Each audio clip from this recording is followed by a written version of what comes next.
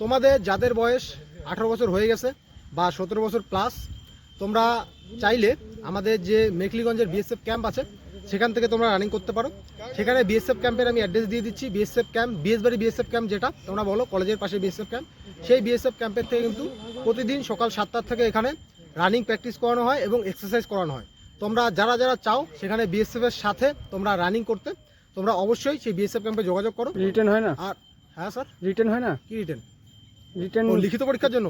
লিখিত পরীক্ষার জন্য এখন আমি বলতে পারছি না হচ্ছে কি হচ্ছে না। আমার যতদূর আমি শুনলাম যেটা, যে এখন শুধু রানিং হচ্ছে, ভবিষ্যতে হয়তো রিটেনের জন্য প্রিপারেশন নেওয়াতে পারে। তো তোমরা রানিংয়ের জন্য অবশ্যই সেখানে যোগাযোগ করতে পারো।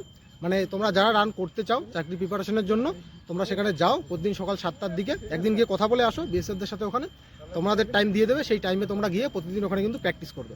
এর থেকে মোটামুটি কয়েক বছর বলতে ভুল হবে, মোটামুটি 10 বছর আগে, যখন আমিও তোমাদের মতো বয়সের ছিলাম, ছোট একদম 16 বছর 15 বছর এরকম যখন বয়স ছিল, তখন আমিও সেরকম বিএসএফ ক্যাম্পে গিয়ে রান করতাম। অনেক আমার বন্ধুরাও যেত, আমরা যেতাম অর্জুন ক্যাম্পে, যেটা এই মেখলিগঞ্জের ওই সাইডটায় আর কি।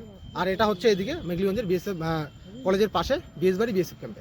তোমরা অবশ্যই সেখানে যাও, যোগাযোগ করো যে কিভাবে তোমাদের কখন যেতে হবে না যেতে হবে। চলো, অল দ্য বেস্ট সবাইকে, ভালো মতো প্রিপারেশন নাও, সবাই অবশ্যই সাকসেস হবে।